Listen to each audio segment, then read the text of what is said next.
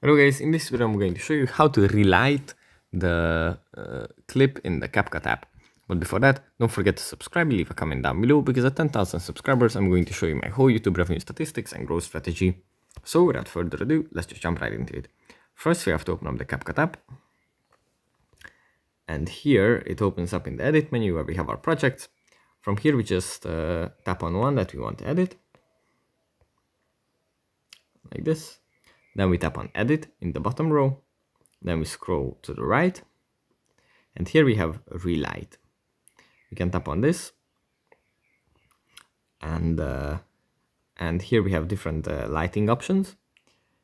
And we can just select one to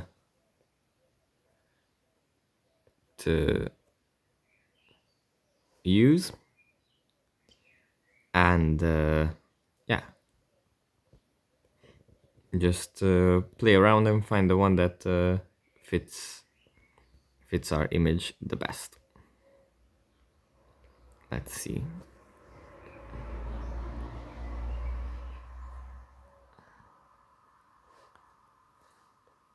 Like this, probably. So yeah, that's pretty much it for this video. I hope it was helpful for you guys, and I'll see you in the next one. Bye.